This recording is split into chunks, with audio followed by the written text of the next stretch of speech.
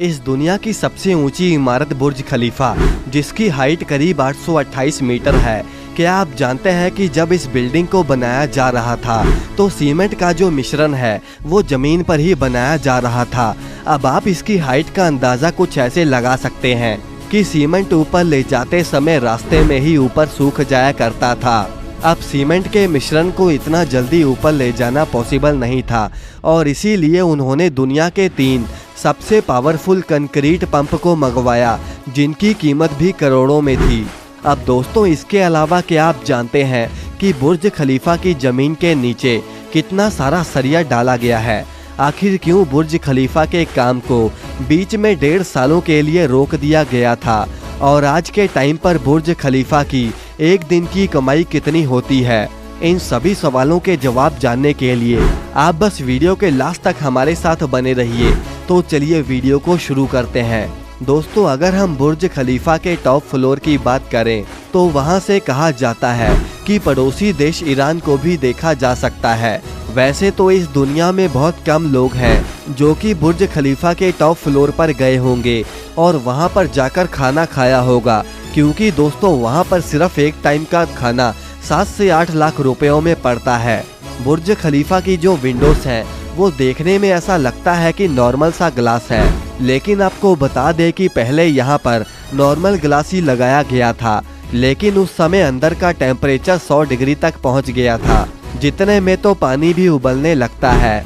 अब ऐसी सिचुएशन में अगर कोई इंसान अंदर चला गया तो आप सोच सकते हैं कि आखिर उसका क्या हाल होगा।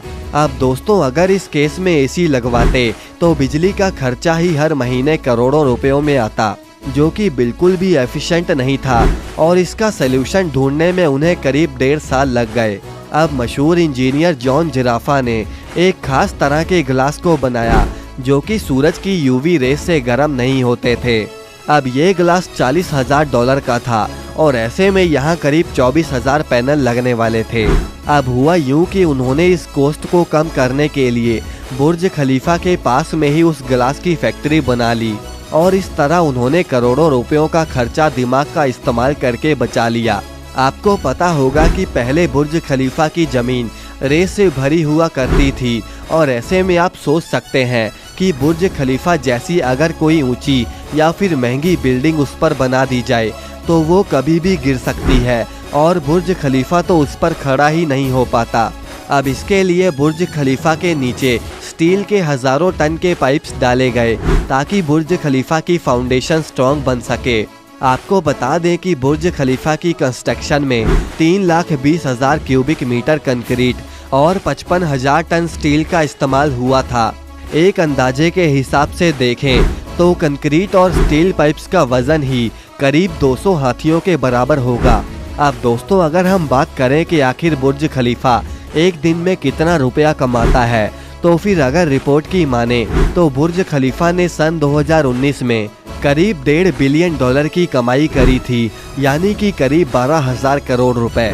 और अगर एक दिन की बात करें तो बुर्ज खलीफा हर रोज 32 करोड़ रुपए की कमाई करता है, जो कि कोई छोटी बात नहीं है। इस बिल्डिंग को बनाने में ही करीब 6 साल का समय लग गया था और एक रिपोर्ट के हिसाब से इसे बनाने में $1.5 बिलियन का ही खर्चा आया था। अब इसका मतलब कि जितना खर्चा इसे बनाने में हुआ था उतना तो बुर्ज खलीफा एक साल में ही कमा लेता है। और आप समझ गए होंगे कि आखिर बुर्ज खलीफा का दुबई की जीडीपी में क्या रोल होता होगा। दोस्तों, कई लोगों को ऐसा लगता है कि बुर्ज खलीफा के ऊपर कोई 10 से 15 फीट का पाइप लगाया गया है, लेकिन एक्चुअल में ये पाइप करीब 136 मीटर लंबा और 350 टन वजनीय है। इस पाइप को इतना ऊपर तक ले जाने के लिए आज तक कोई भी क्रेन नहीं बनी थी, क्योंकि ये काफी वजनीय भी था। लेकिन अगर इंजीनियर्स ना होते तो शायद ही बुर्ज खलीफा जैसी कोई चीज इस दुनिया में खड़ी हो पाती। बुर्ज खलीफा के उस पाइप को 3 टुकड़ों में डिवाइड कर दिया गया और एक एक करके ऊपर ले जाकर असेंबल किया गया। आपको बता दें कि बुर्ज खलीफा की सिर्फ खिड़कियों को ही साफ करने में हर हफ्ते करोड़ों रुपयों का खर्चा आता है। वैसे क्या आपने कभी रियल में बुर्ज खलीफा देखा है? कमेंट करके हमें जरूर बताएं और इस वीडियो को लाइक करके चैनल को सब्सक्राइब करना ना भूलें।